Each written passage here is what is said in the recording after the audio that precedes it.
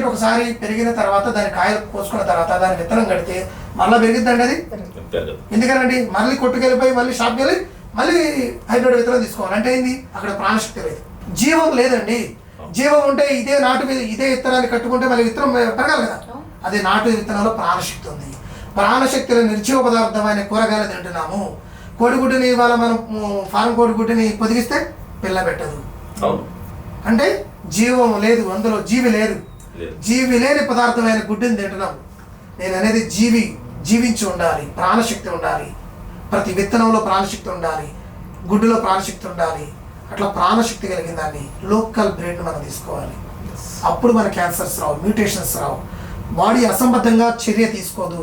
ఈ అసంబద్ధమైన జీవచర్యల వలనే మన బాడీ ఏం జరుగుతుందో అర్థం కాని పరిస్థితుల్లో DNA కాపింగ్లో ఎర్రర్స్ వల్ల ఈ అసంబద్ధ జీవ కణాలు ఏర్పడుతున్నాయి, అంటే క్యాన్సర్ కణాలు ఏర్పడుతున్నాయి. దానివల్ల క్యాన్సర్స్ వస్తాయి.